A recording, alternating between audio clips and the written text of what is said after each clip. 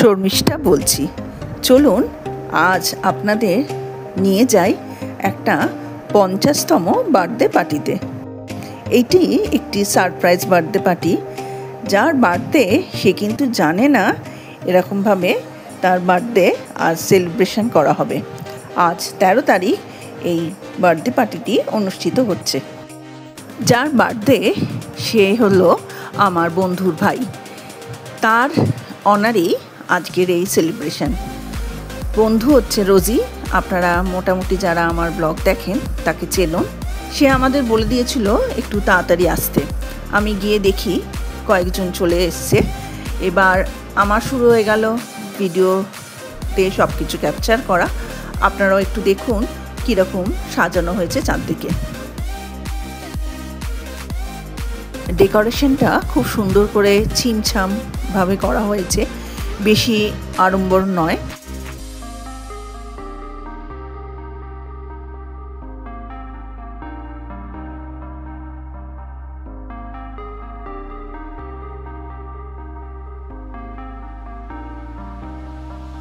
আস্তে আস্তে সব অতিথিরা আসতে শুরু করলো।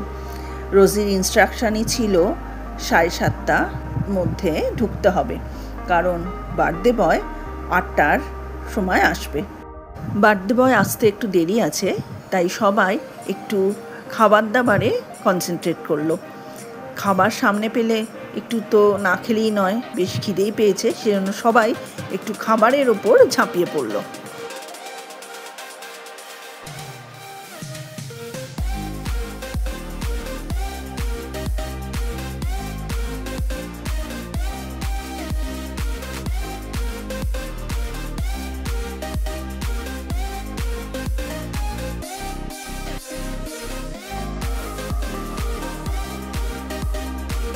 বার্থডে কেক এদিকে রেডি হয়ে গেছে।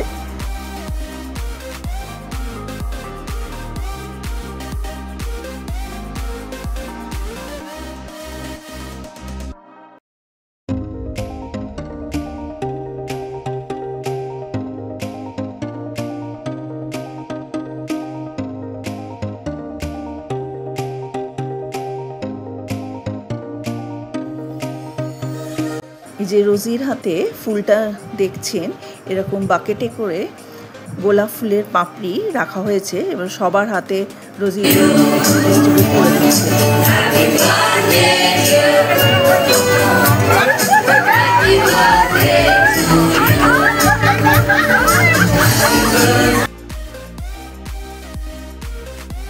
বুঝতে পারলেন বার্থডে বয়ের এন্ট্রি হয়ে গেছে। আর এ হচ্ছে বার্থডে বয়ের ওয়াইফ, আর ব্ল্যাক কালারের যে ড্রেস পরে সে হলো বার্থডে বয়ের কন্যা।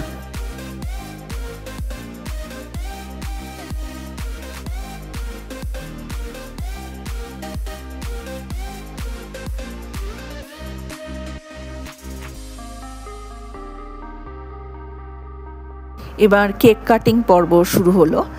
পুরো দায়িত্বেই ছিল রোজি।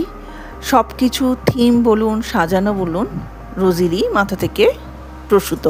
এত সুন্দর ভাই বোনদের যে বন্ডিংটা আমরা দেখলাম, প্রত্যেকে যেন মনোমুগ্ধ হয়ে সব কিছু উপলব্ধি করছিলাম।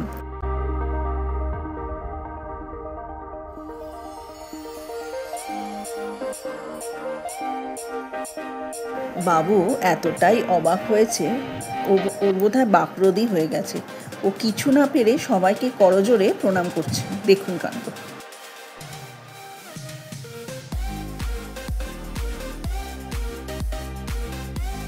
এরপরে আরেকটু অনুষ্ঠান বাকি আছে, যেখানে রোজি একটা সোলো পারফরমেন্স করবে এবং বার্থডে বয়ের মেয়ে অর্থাৎ বাবুর মেয়ে সেও একটা সোলো পারফরমেন্স করবে। যদিও কপিরাইটের জন্য আমি পুরো গান আপনাদের কাছে তুলে ধরতে পারবো না। পুরো প্রোগ্রামটাই সুন্দরভাবে অনুষ্ঠিত হয়েছিল, আপনারাও দেখুন। সবাই গিফট হাতে নিয়ে দাঁড়িয়েছিল, কিন্তু দেওয়ার আর সুযোগ হচ্ছিল না। এবার বার্থডে বয়ের কেক কাটার পরেই সবাই একে একে তাদের গিফট বার্থডে বয়ের হাতে দিতে শুরু করল। আমরাও লাইনে দাঁড়িয়েছিলাম।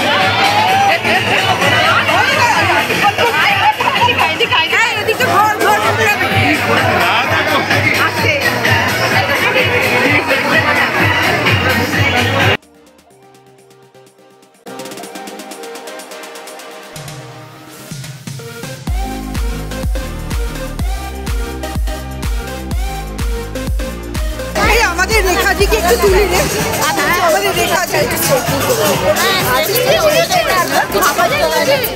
সাজতে খুব ভালো থাকে। আমার নিজে সেজেছে বল, ভাবা যায় না। চলুন, যে প্রোগ্রামের কথা বলেছিলাম সেটি এবার শুরু হবে। শাহানা আর আমি, তুই জাস্ট আমাদের সঙ্গে একটু কোঅপারেট করিস, ঠিক আছে?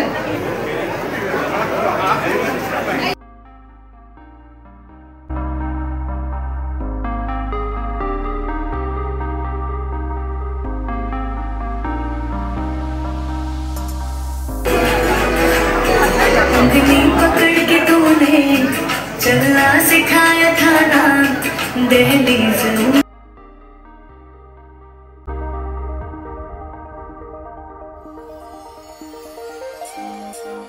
এই গানের মাধ্যমে বাবার প্রতি মেয়ের যে অগাধ ভালোবাসা সেটা সত্যি ফুটে উঠছিল। বাবা মেয়ের সম্পর্ক পৃথিবীর সবচেয়ে সুন্দর আর সবচেয়ে গভীর এক বন্ধন। জন্মের পর থেকেই মেয়ের প্রথম ভরসার নাম হয় বাবা। বাবার কাঁধেই সে প্রথম নিরাপত্তার আশ্রয় খুঁজে পায়। বাবা মেয়ের চোখে যেন নায়ক, যিনি সব সমস্যার সমাধান করেন। মেয়ের হাসিতে যেমন বাবার প্রাণ ভরে যায়, তেমনি বাবার ছোট্ট স্নেহের ছোঁয়া মেয়ের কাছে অমূল্য সম্পদ। আবার দুঃখ কষ্টে বাবাই হয়ে ওঠেন তার শক্তি। চলুন দেখি দিদি ভাইয়ের জন্য কি করছে। भैया मेरे भैया तू दिल की है धड़कन।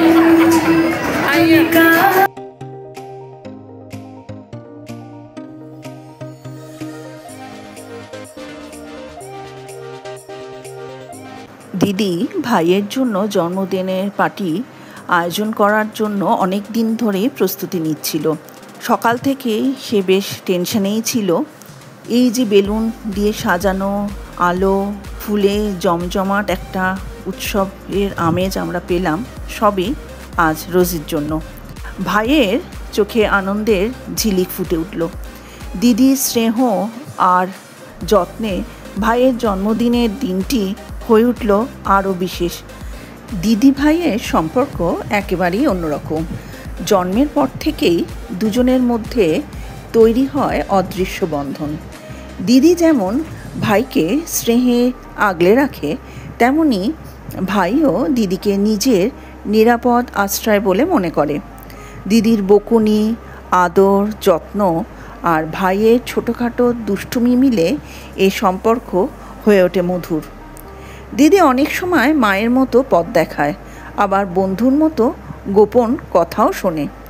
ভাই দিদির প্রতি ভরসা রাখে, তার সাফল্যে গর্বিত হয় আর তার কষ্টে পাশে দাঁড়ায়। ঝগড়া, অভিমান, আবার মিল। দিদি ভাইয়ের সম্পর্ক জীবনের এক অমূল্য সম্পদ, যা বয়স বাড়লেও মলিন হয় না।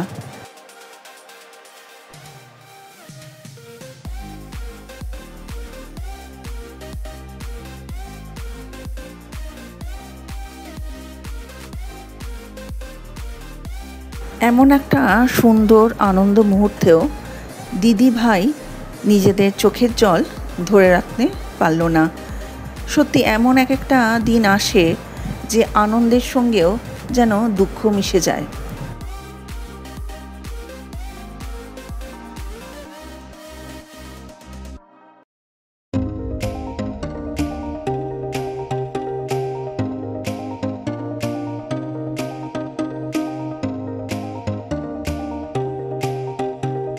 ভাই বোনের চোখের জল দেখে উপস্থিত অনেকেরই চোখে জল এসে গেছিল।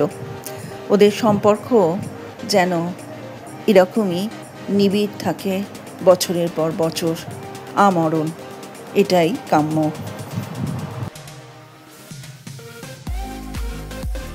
এবার শুরু হলো আনন্দের জোয়ার। একটু আনন্দের সঙ্গে নাচ না হলে হয়? সবাই নৃত্যশিল্পে মেতে উঠল।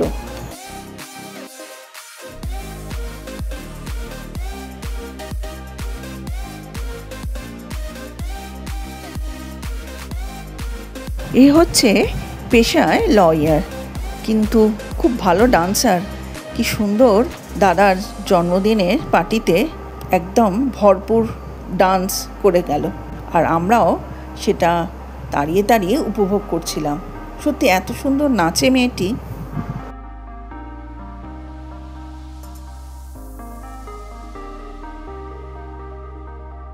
সব ভাই বোনরা একত্রে হয়ে নিজেদের মতো সবাই আড্ডা মারছে, গল্প করছে, আর আমিগুলো সেগুলো ঘুরে ঘুরে ক্যামেরা বন্দি করছিলাম।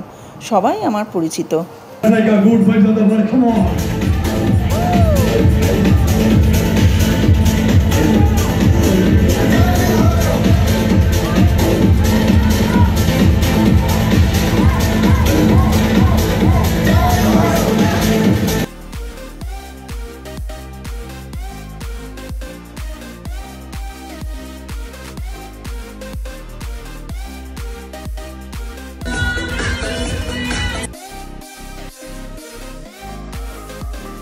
আর একটা সুন্দর মুহূর্তের আমরা সাক্ষী হলাম। বার্থডে বয় এবং তার স্ত্রী দুজনে একটি ডুয়েট ডান্স আমাদের জন্য পরিবেশন করলো। আমরা চোখ ভরে সেটা দেখছিলাম।